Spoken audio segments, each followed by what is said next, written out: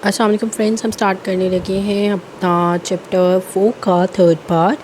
और बिना time waste किए हम स्टार्ट कर लेते हैं। आज हम पढ़ेंगे टाइप्स ऑफ मोटिवेशन और उसके बाद हम पढ़ेंगे प्राइमरी सेकेंडरी मोटिव्स और उसके बाद हम उसकी डिटेल पढ़ेंगे कि ये प्राइमरी और सेकेंडरी मोटिव्स असल में होते क्या हैं।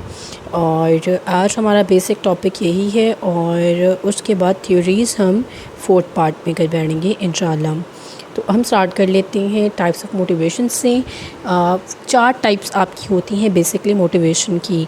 सबसे पहले जो आपकी टाइप है extrinsic motivation. Extrinsic means something that is coming from outside, यानी ऐसी चीज़ जो आपको बाहर से देखकर आपको मोटिवेशन हो that you have to do something. आप किसी को कुछ अच्छा करते देखो या कोई चीज़ अच्छी होते देखो and you want to do that, चाहे वो आपका करियर वाइज हो सकती है, आपकी पर्सनालिटी वाइज हो सकती है, किसी भी चीज़ को आप बाहर करते देखो, उसे करना चाहो, that is extrinsic motivation. Intrinsic motivation कि आप इनसाइड फील करते हो कि आपको ये करना है, आपको किसी की हेल्प करनी है, आपको कुछ भी करना है, तो इंट्रिंसिकली आप फील करते हो, वो आपकी इंट्रिंसिक मोटिवेशन होती है। इंट्रोजेक्टेड मोटिवेशन वो होती है जिसमें कि आपके अंदर इन्फ्यूज़ की जाती हैं कुछ एथिक्स, कोई ऐसे बिलीव्स जिसे आप नहीं पूरा करते तो आपको गिल्ट फील होता है, यानी कि आपके अंदर इन्फ्यूज़ किया जाता है, इंजेक्ट की जाती हैं ऐसी मोटिवेशंस। फॉर एग्जांपल आपने नमाज़ पढ़नी है क्योंकि एक राइट वे है लिविंग का, एक एज अ मुस्लिम आपके लिए नमाज़ पढ़ना, आपके लिए बाकी चीज़ें करना बहुत ज़रूरी है। तो ये आपके कल्चर से रिलेटेड भी कोई चीज़ हो सकती है। जब आप वो चीज़ें कर रहे होते हो तो वो आपका एक इंट्रोजेक्ट किया जा रहा होता है कि this is the right way. अगर आप इस तरह नहीं करते तो आपको गिल्ट फील होता है, तो दैट इज़ इंट्रोजेक्टेड मोटिवेशन। और फिर आपके पास है आइडेंटिफाइड मोटिवेशन। आइडेंटिफाइड मोटिवेशन कौन सी होती है? आइडेंटिफाइड मोटिवेशन आपके पास है जिसके अंदर आपको पता है कि ये आप अचीव करोगे तो आपके पास रिवॉर्ड अच्छा है, अच्छा करियर पाथवे हो सकता है। फॉर एग्जांपल आपको पता है आप पढ़ोगे, एजुकेट होगे, अब डिग्री हासिल करोगे तो आपको अच्छी जॉब मिल जाएगी, अच्छा लाइफस्टाइल मिल जाएगा, तो जिसमें आइडेंटिफाइड है कि ये करने से आपको ये मिल जाएगा और वो मिलना आपके लिए अच्छा हो सकता है, तो वो आइडेंटिफाइड मोटिवेशन हैं। एक्सट्रिंसिक जो बाहर से आपको मिल रहे हैं, इंट्रिंसिक जो इनसाइड मोटिवेशन आपके जनरेट होते हैं, इंट्रोजेक्टेड जो आपके बॉडी के अंदर मतलब कि इंजेक्ट किए जाते हैं, आपके माइंड के अंदर इंजेक्ट किए जाते हैं कि ऐसे बिहेव करना है तो ये आपके लिए राइट पाथवे है, ये राइट चीज़ है, तो वो आपके लिए क्या हो जाता है? इंट्रोजेक्टेड मोटिवेशन। उसके बाद हमारे पास है प्राइमरी एंड सेकेंडरी मोटिव्स। अब जो प्राइमरी एंड सेकेंडरी मोटिव्स हैं, ये जो है दो बेसिक टाइप्स हैं मोटिव्स की। मोटिव्स जो आपको ड्राइव करते हैं किसी भी चीज़ को हासिल करने के लिए। तो प्राइमरी क्या है? इन्नेट है, आपके अंदर बेसिक होते हैं, इन्नेट होते हैं, बायोलॉजिकल होते हैं, यानी कि आपकी बॉडी के अंदर है, कोई आपको इसको सिखा नहीं रहा, आप ऑटोमेटिकली बॉडी से जनरेट कर रही है। और जो सेकेंडरी है वो आप सीखते हो कि किस तरीके से आपने वो चीज़ें करनी है, तो वो सेकेंडरी लर्न की जाती हैं, कंडीशनिंग होती है। जबकि प्राइमरी क्या है? कोई सिखा नहीं रहा आपको ऑलरेडी ये बॉडी में हो रहा है। अब फॉर एग्ज़ाम्पल आपको भूख लगना जो है एक मोटिवेशन है, किसी ने आपको नहीं सिखाया कि इस टाइम पे भूख लगेगी।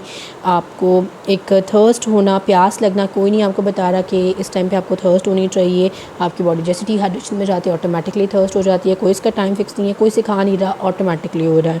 आपका स्लीप ऑटोमेटिक प्रोसेस में, आप पेन को अवॉइड करना आपका प्राइमरी मोटिव है। इसके अलावा सेक्स, मैटरनल कंसर्न, जहाँ पे मैटरनिटी शो होती है कि यानी कि आपने किस तरीके से अपना मैटरनल, एक स्पेशली फ़ीमेल से रिलेटेड है जहाँ पे हार्मोन्स कंट्रोल करते हैं, जहाँ पे एक जिसे कहते हैं मैटरनल बिहेवियर देना, पैम्परिंग करना, केयर करना, वो चीज़ें इसमें शामिल होती हैं। और इसके अलावा बाकी हम पढ़ते हैं अभी।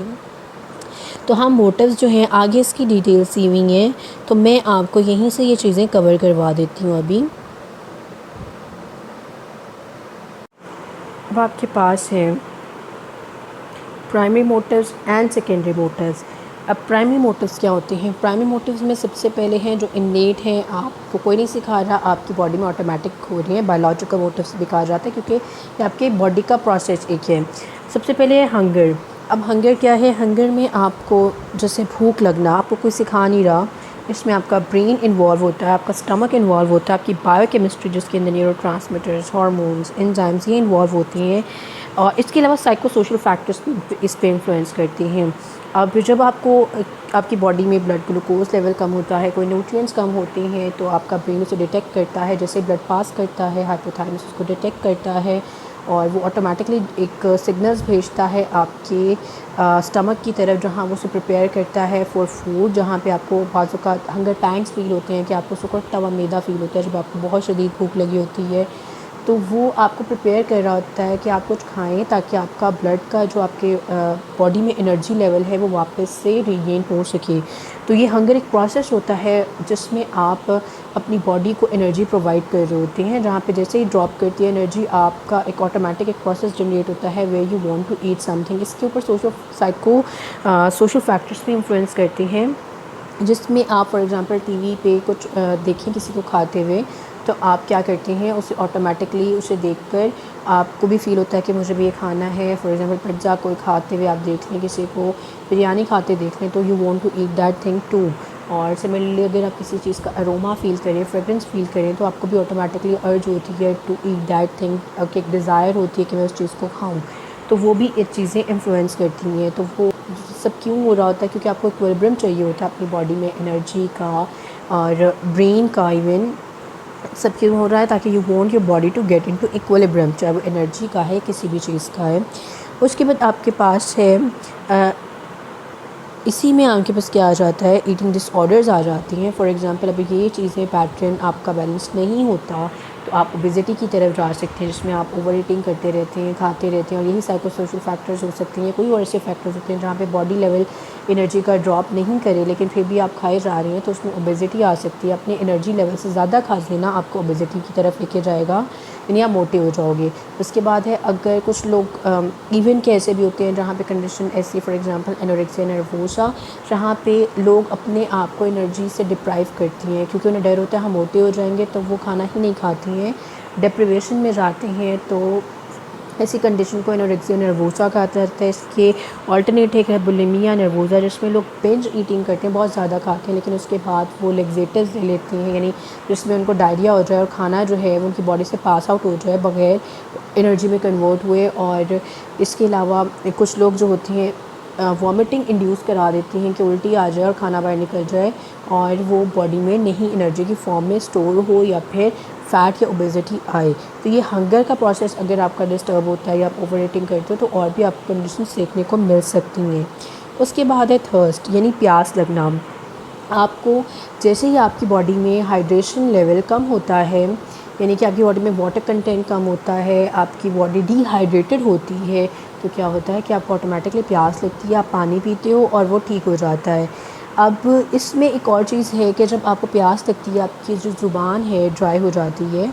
और इसमें एक एक्सपेरिमेंट भी कंडक्ट करवाया था एडोल्फ ने, जिसमें उन्होंने क्या किया, ये चीज़ चेक करनी थी कि क्या ड्राइनेस ऑफ माउथ जो है, यानी आपकी ज़ुबान का सूख जाना, क्या ये चीज़ रिलेट करती है कि आप कितना पानी पियोगे, या आपकी थर्स्ट से रिलेट करती है कि आपको जब प्यास लगती है तो ज़ुबान सूखेगी ही, और अगर पानी फिर प्रोवाइड कर भी दिया जाए तो क्या थर्स्ट रहती है या नहीं रहती, कि जब तक ड्राइनेस ऑफ माउथ ख़त्म ना हो जाए क्या थर्स्ट का फिनोमेना ख़त्म होता है या नहीं होता। तो इसको चेक करने ने उन्होंने क्या किया, कुछ ऑपरेशनल मेथड यूज़ किए, सर्जरी यूज़ की, कुछ सर्जिकल ऑपरेशन किया, एक डॉग के ऊपर एक्सपेरिमेंट किया जहाँ उन्होंने कुत्ते को पानी पिलाया जब वो उसकी ज़ुबान सूखी हुई थी, जब उसको थर्स्ट लगी हुई थी, यानी कि उसकी ज़ुबान को उन्होंने वेट किया, लेकिन पानी जो था उन्होंने पास आउट करवा दिया, स्टमक में नहीं जाने दिया। जब स्टमक में नहीं जाएगा, बॉडी में नहीं जाएगा, तो आपका यानी हाइड्रेटेड लेवल पूरा नहीं हुआ, आपकी बॉडी में भी डिहाइड्रेशन में है। लेकिन थोड़ी देर के बाद फिर से कुत्ते को पानी पिलाया गया तो उसने नॉर्मल पानी पिया, उसने एक्स्ट्रा पानी नहीं पिया, हालांकि बॉडी में तो पानी पहले नहीं गया था, वो तो ऑलरेडी उसमें डिहाइड्रेशन चल रही थी, लेकिन उसने नॉर्मल पानी पिया। उसके बाद फिर से उन्हें जब दोबारा पानी पिलाया गया तो उसके बाद फिर उसने नॉर्मल ही पानी पिया था, लेकिन वो थोड़ी थोड़ी देर के बाद पी रहा था पानी, लेकिन नॉर्मल अमाउंट में पी रहा था।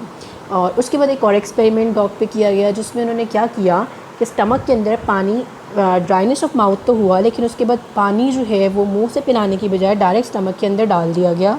और जब डायरेक्ट स्टमक के अंदर डाल दिया गया तब भी उस जो था, उसके बाद जब पानी ऑफ़र किया गया कुत्ते को, तो उसने इमीडिएटली पी लिया कि मुझे पानी चाहिए उसे।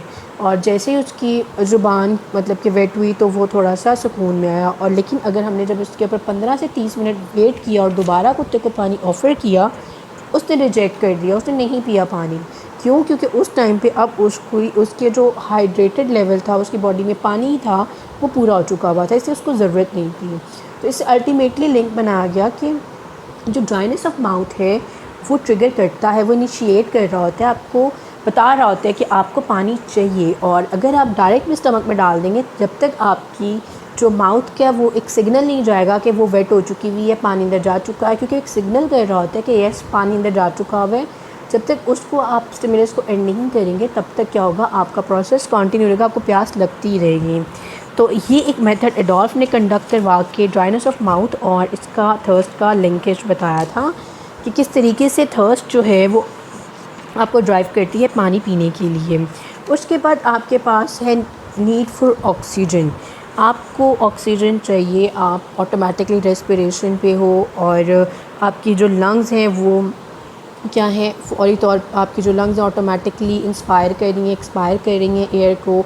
आपको किसी ने नहीं कहा आप 2 मिनट के लिए अपनी सांस नहीं रोक सकते, ऑटोमेटिकली प्रोसेस चल रहा है।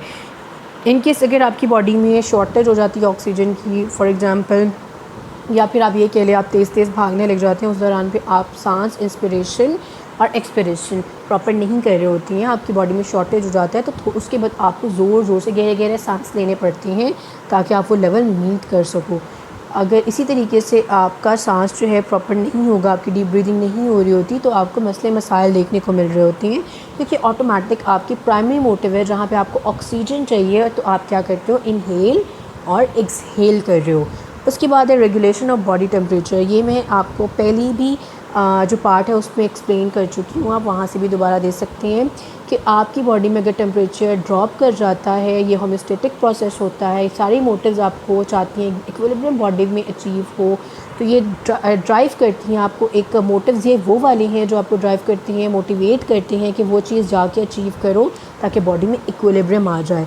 बॉडी में टेम्परेचर, आपकी बॉडी का टेम्परेचर 37 डिग्री है, अगर वो ड्रॉप कर जाता है, ड्रॉप कब करेगा, जब सर्दियाँ होंगी, जब फॉर एग्जांपल बाहर जो है टेम्परेचर 25 डिग्री है सर्दी में, तो आपकी बॉडी का 37 है, तो आपको ऑटोमेटिकली इन्फ्लुएंस कर रहा होता है, तो वो 37 से नीचे जा रहा होता है, तो आपकी बॉडी शिवरिंग में जाती है, थर्मोजेनेसिस में जाती है, हीट प्रोड्यूस करती है वो, और आप काम अपना स्टार्ट करते हैं, तो फिर आप उसके ऊपर कोई चीज़ें वगैरह डाल के अपनी बॉडी का टेम्परेचर रिस्टोर करने की कोशिश करते हैं।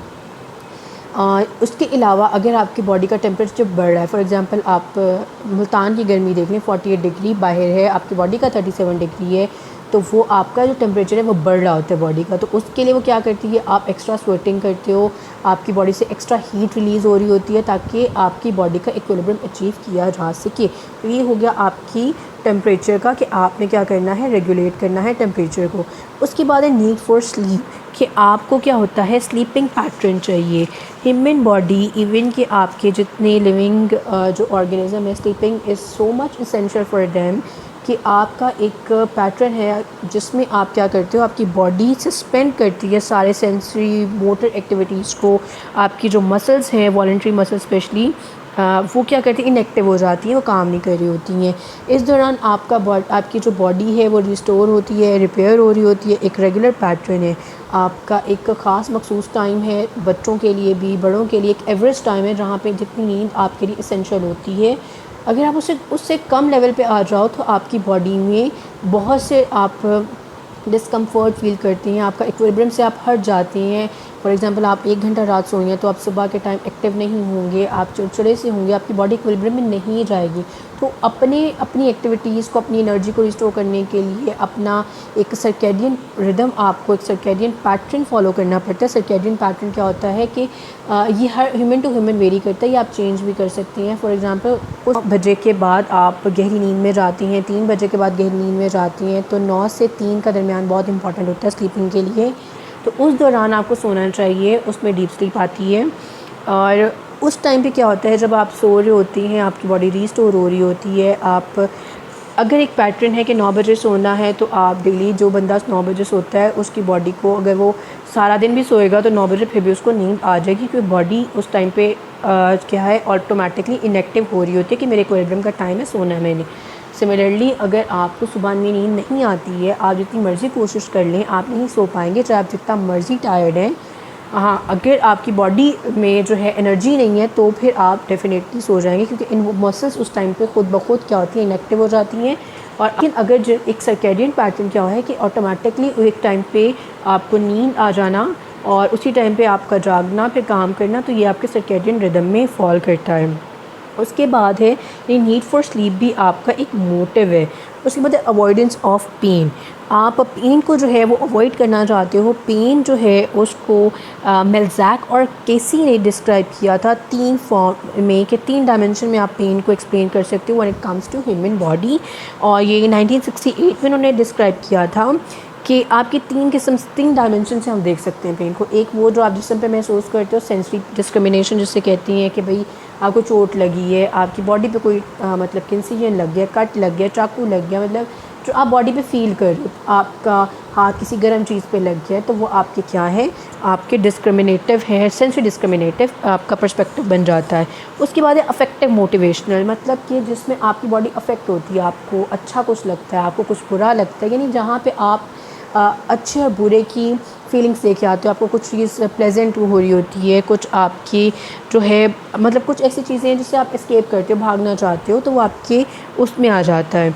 उसके बाद एक कॉग्निटिव इवैल्यूएशन, जिसमें आपको क्या होता है, जहाँ पे आपके अप्रेजल है, अप्रूवल है, कल्चरल वैल्यूज़ है, डिस्ट्रैक्शन है, और जिस तरह के सजेशंस आ जाती हैं वो सारी कॉग्निटिव इवैल्यूएशन में आ जाती हैं। तो इस तरह से उन्होंने कहा था हम पेन को डिस्क्राइब कर सकती हैं। और जो ह्यूमन बॉडी है वो अवॉइड करना चाहती है पेन को, तो उसके लिए फॉर एग्जांपल आपको बॉडी पे कट लगा है तो ऑटोमेटिकली आपकी बॉडी में भी इस तरह से केमिकल्स हैं, आपकी बॉडी में फिब्रिन है जो क्या करती हैं, प्लेटलेट्स हैं जो वून को हील करने में हेल्प करते हैं। अगर इंसिडेंट ज़्यादा है तो आप बाहर डॉक्टर के पास जाएंगे, अगर आप बुखार में है, कोई प्रॉब्लम है, आप डॉक्टर के पास जाएंगे क्योंकि आपको अवॉइड करनी है पेन को और इक्विलिब्रियम अचीव करना है बॉडी का। और अगर आपको फॉर एग्जांपल अफेक्टिव मोटिवेशन में कोई पेन आ जाती है, फॉर एग्जांपल आप अनप्लेजेंट फील कर रहे हैं, एस्केप करना चाहते हो वो कंडीशन को, आपको पेन नहीं चाहिए, अनप्लेजेंट में आपको पेन आएगा तो आप क्या करोगे, अवॉइड करोगे वो कंडीशन को।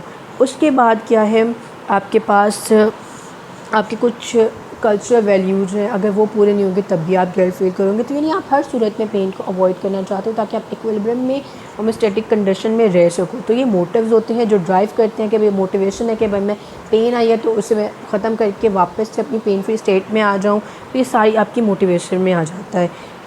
उसके बाद एलिमिनेशन ऑफ वेस्ट, यानी कि आपकी बॉडी में वेस्ट स्कार्ड होता है, यूरिन पास आउट होता है, फीसेस होती है जिसे डेफिकेशन का प्रोसेस कहते हैं, तो और यूरिन का पास आउट हो जाना यूरिनेशन भी और मैक्चुरेशन भी कहा जाता है। एम से है MICTURATION, मैक्चुरेशन और डेफिकेशन। ये 2 प्रोसेस हैं, फीसेस का पास आउट हो जाना आपका डेफिकेशन है, यूरिन का पास आउट हो जाना मैक्चुरेशन है। नॉर्मल प्रोसेसेस हैं दोनों। अब जब आपकी बॉडी में एक्स्ट्रा सोडियम, क्योंकि यूरिन के अंदर एक्स्ट्रा वाटर पास आउट होता है, आपकी बॉडी से एक्स्ट्रा सोडियम है, एक्स्ट्रा न्यूट्रिएंट्स है वो पास आउट हो जाती हैं, जबकि डेफिकेशन फीसिस में आपका फाइबर एक्स्ट्रा, आपका प्रोटीन एक्स्ट्रा, आपकी बॉडी में जो चीज़ रिक्वायर्ड नहीं है वो पास आउट हो जाती है। क्यों? क्योंकि एक्स्ट्रा आपको नहीं चाहिए, वो स्टोर करने की जगह नहीं है, आपकी बॉडी जो है उससे प्रॉब्लम में जा सकती है, तो वो पास आउट हो जाता है। मोटिव है कि जब आपकी बॉडी में एक्स्ट्रा कुछ वेस्टेज आ रहा होता है तो आपको अर्ज होती है कि आपको उसे पास आउट कर देना है, तो वो क्या है, एक आपकी मोटिव्स बन जाती हैं। उसके बाद है एलिमिनेशन ऑफ वेस्ट, के बाद है सेक्स मोटिव। अब ये जो है इसमें ज़्यादातर आपकी बायोलॉजिकल इन नेचर है, स्पेशली मेल्स के लिए, और इसमें जो ज़्यादातर चीज़ें इन्फ्लुएंस करती हैं वो एक्सटर्नल स्टिमुलाई, कि आपकी एक्सप्रेशंस कितनी हैं और आपका इन्वायरमेंट कितना है, वो चीज़ें आपकी इस पर इन्फ्लुएंस करती हैं। टेक्सास में साइकोलॉजिस्ट ने 4 मेजर फैक्टर्स और 13 जो है अदर फैक्टर्स डिस्क्राइब किए इस चीज़ को बताने के लिए, why do people have sex, और उन्होंने उसमें डिफरेंट चीज़ें बताई कि जो लोग हैं अपनी स्ट्रेस को रिड्यूस करने के लिए, प्लेजर फील करने के लिए, अपने एक्सपीरियंसेस को एक्सपैंड करने के लिए, या अपने फ़िज़िकल डिज़ायरेबिलिटी को पूरा करने के लिए, या अपने पार्टनर की फ़िज़िकल डिज़ायरेबिलिटी को पूरा करने के लिए करती हैं। इसके अलावा गोल बेस्ड भी रीजंस होते हैं, जैसे कि अगर you getting married, you want a family, तब भी आप करती हैं। उसके अलावा सोशल स्टेटस के लिए करती हैं, रिवेंज के लिए भी इवन किया जाता है, जिसमें आपके रेप केसेस आ जाती हैं। उसके अलावा आपके लव और कमिटमेंट में आ जाते हैं, मैरिजेस में आ जाते हैं, और इसके अलावा आपकी सेल्फ़ इस्टीम और इनसिक्योरिटीज़ में भी ये चीज़ें आती हैं, जिसमें वायलेंसेस भी आपके शामिल हैं। और ये इस तरह से डिफरेंट उन्होंने रीज़न्स दिए थे कि why do people have it, क्योंकि इफ़ यू हैव रीज़न्स तो यही तो है कि आपने इन्हीं वजूहात की वजह से तो एक चीज़ परफॉर्म करनी है, और वो मोटिवेशन है आपका।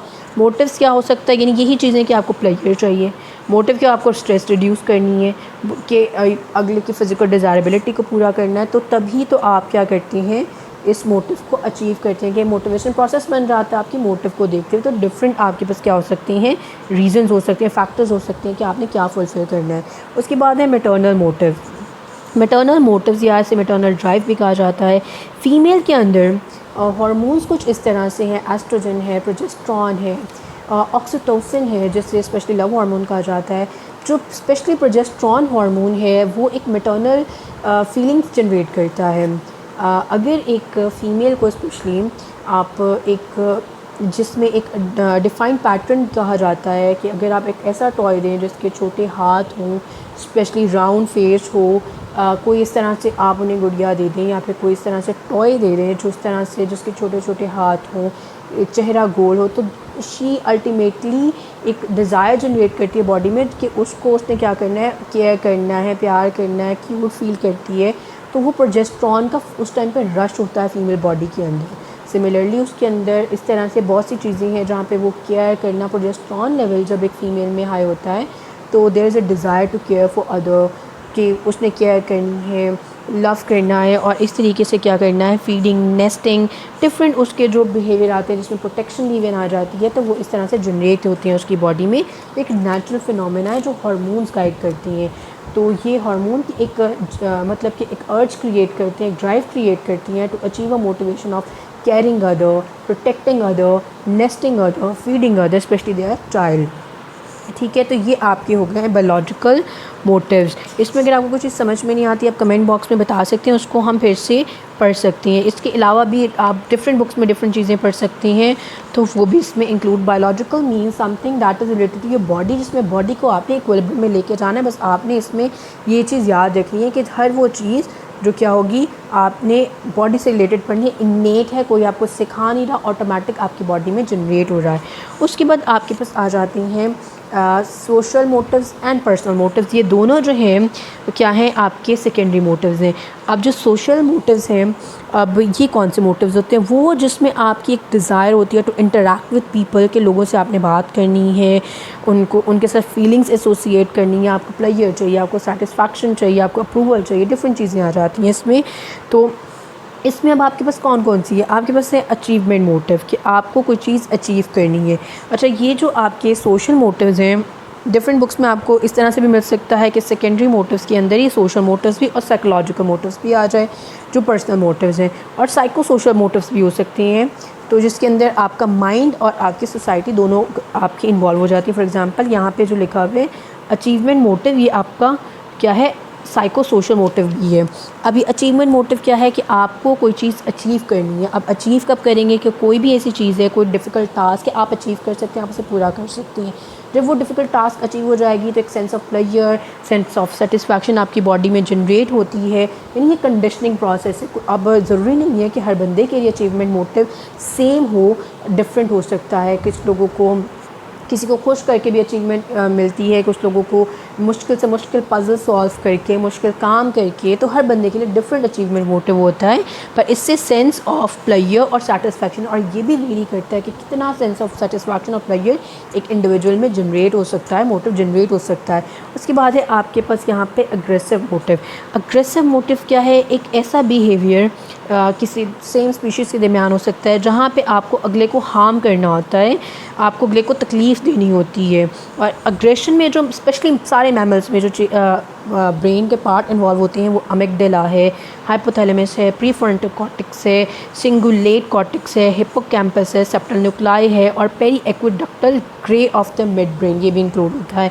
ये सारे क्यों करना होता है, अगले को आपके हार्म इसलिए करना होता है कि अगले ने आपको तकलीफ़ दी है, आपका कहना नहीं माना, आपके मतलब एक आपके बॉडी के अंदर इक्विलिब्रियम डिस्टर्ब हुआ है। अब ये डिफरेंट हो सकता है। फॉर एग्जांपल एक बंदा बहुत बॉसी है, उसको हर चीज़ आदत है, हर चीज़ मतलब हाँ में हाँ बंदा अगला उसकी मिलाए, उसको हर चीज़ परफेक्ट चाहिए, लेकिन वो नहीं होगी, उसके अंदर अग्रेशन जनरेट होगा। क्यों? क्योंकि वो उसने अपनी बॉडी की कंडीशनिंग की हुई है कि उसको हर चीज़ परफेक्ट मिले, बॉडी आउटसाइड के सब कुछ ठीक होना चाहिए, लेकिन अब उसे नहीं मिल रहा तो वो गुस्सा करेगा।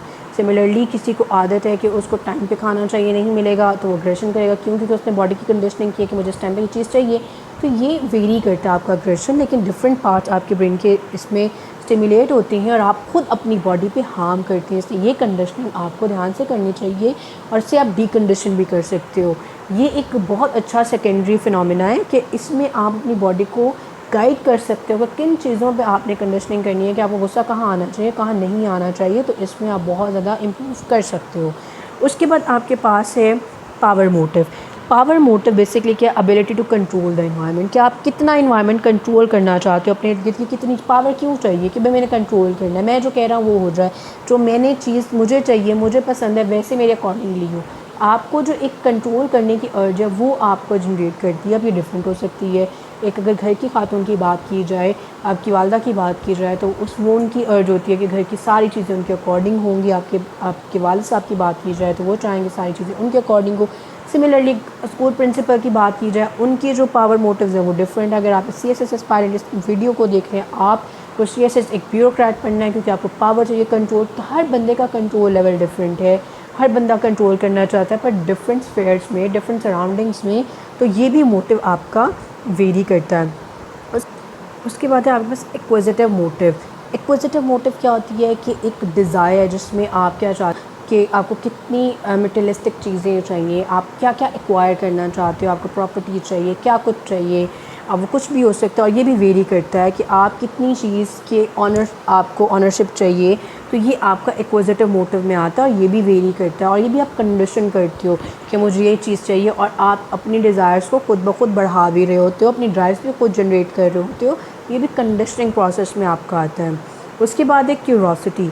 क्यूरोसिटी में क्या है, क्यूरोसिटी में आपको चाहिए होता है कि आपको नोवेलिटी कितनी चाहिए, आपको कितना नॉलेज चाहिए, आप किसी चीज़ को लेके कितना जानना चाहते हो।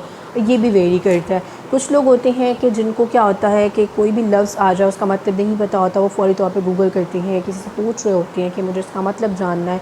कुछ लोग होते हैं जिसको स्किप कर देते हैं। तो ये भी ड्राइव होती है नेट कि आप कितना किस चीज़ को सीखना चाहते हो। और ये भी कंडीशनिंग से आता है कि यू कंडीशन योरसेल्फ, कि आपको हर चीज़ पता होनी चाहिए, या फिर कंडीशन के कोई बात नहीं, कुछ चीज़ें नहीं भी पता होनी चाहिए, दैट इज़ फ़ाइन। तो ये भी वेरी करता है ह्यूमन टू ह्यूमन। और ये क्यूरोसिटी है कि आपको किसी चीज़ को कितना जानना है, तो ये मोटिव है आपको। ये अब ये भी हो सकता है कि घर में ख़वातीन जो आपस में बात कर रही होती हैं तो उनको भी होता है कि भाई क्या हुआ आगे, क्या चीज़ हुई। और यही जो बेस है, जो ड्रामास मूवीज़ आती हैं, क्यूरोसिटी तो बिल्डअप करती हैं कि नेक्स्ट क्या हुआ, आपको जानना होता है कि what is happening the next. तो ये आपका क्यूरोसिटी मोटिव में आ जाता है। फिर है ग्रेगेरियसनेस, जिसे आप वो कहते हो, कंपेनियनशिप भी कहते हो, कि एसोसिएशन भी कहते हो, अफिलिएशन भी कहते हो। क्योंकि आपको एक डिज़ायर होती है कि आपको एक्सेप्टेंस मिले, कि आपको एसोसिएशन मिले, कि आप किसी के साथ एसोसिएट हो सको, वो आपको एक्सेप्ट करे द वे यू आर। तो वो आपकी आ जाती है ग्रेगेरियसनेस में, कंपेनियनशिप। और ये मोटिव भी वेरी करता है कि आप कितना चाहते हो कि अगला बंदा आपको अप्रिशिएट करे, आपको एक्सेप्ट करे। आपके फ्रेंड्स हो सकते हैं, आपके लवर्स हो सकते हैं, इसमें डिफरेंट इसमें रिलेशंस आपके इन्वॉल्व हो सकते हैं। उसके बाद है आपके पास पर्सनल मोटिव्स, और ये भी आपके कंडीशनिंग में आती हैं। अब पर्सनल मोटिव्स क्या हैं, यानी कि इसे आपकी भी कह लो साइकोलॉजिकल मोटिव्स भी, आपकी हैबिट्स का डेवलप होना, कि आप किसी चीज़ को लेके कितना आपने रिएक्ट करना है, कितना इमोशन आपने आउटपुट करना है, किसी चीज़ को गुस्सा कितना करना है, केयर कितनी करनी है, रिस्पॉन्ड कैसा करना है, रिएक्शन कैसा देना है, सब अपनी हैबिट्स आपको डेवलप करते हो। और ये कंडीशनिंग होती है कि कितना आप एक चीज़ को रीज़न आउट करते हो, कितनी आपकी कैपेसिटी है, कितना आपका सराउंडिंग आपके ऊपर इन्फ्लुएंस करता है।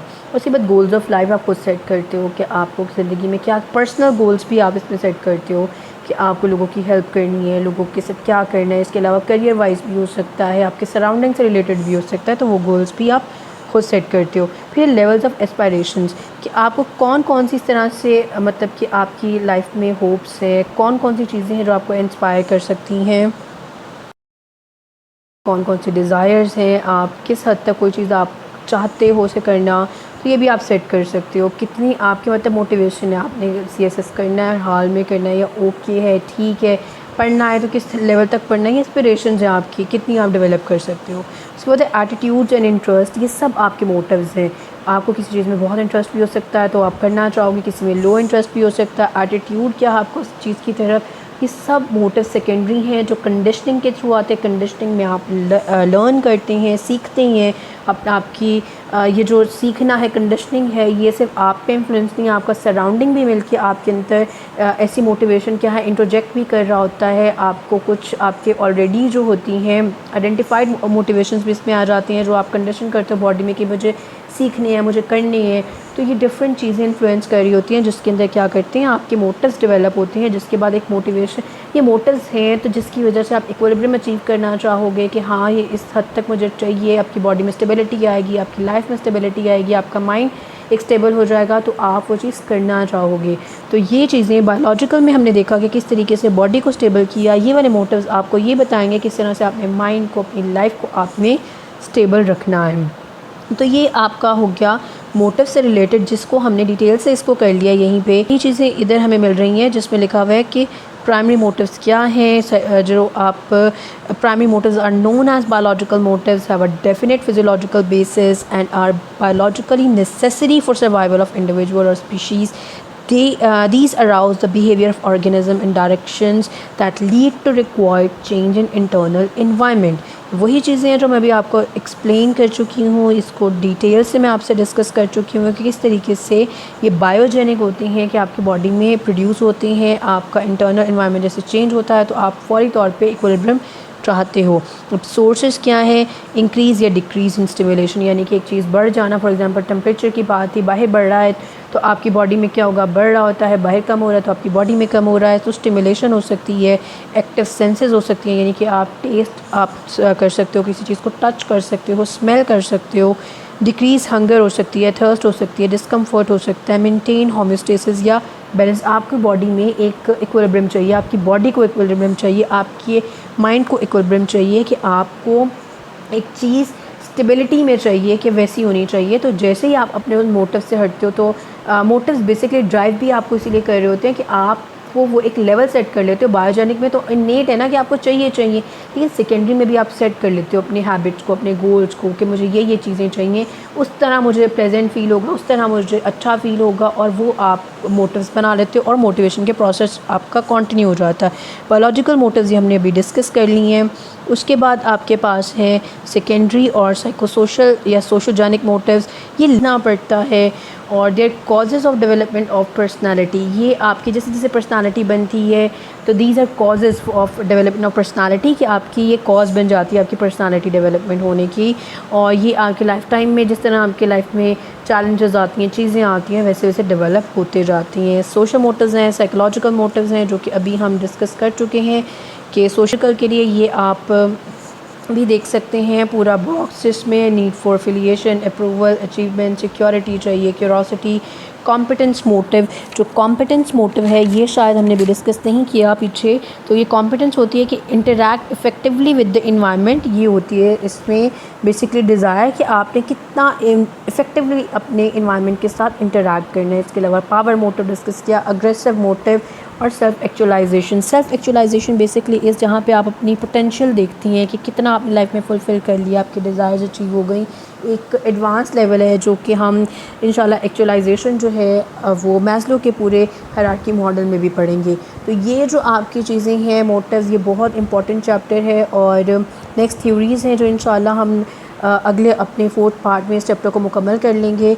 और ये बहुत इंपॉर्टेंट टॉपिक है, यही आपने पूरा ग्राफ एक्सप्लेन करना है। ये जो आपको बना हुआ है यही आप ड्रॉ करें पेपर में, इसको एक्सप्लेन करें, आपके लिए बहुत इंपॉर्टेंट क्वेश्चन है और ये इंशाल्लाह इससे आपका कवर हो जाएगा। Thank you. इंशाल्लाह नेक्स्ट वीडियो में मिलते हैं जिसमें हम मोटिवेशन का पूरा एक चैप्टर कंप्लीट कर लेंगे। 4th पार्ट इंशाल्लाह इसका लास्ट होगा और फिर हम नेक्स्ट अपना चैप्टर स्टार्ट करेंगे। तब तक के लिए अल्लाह हाफ़िज़।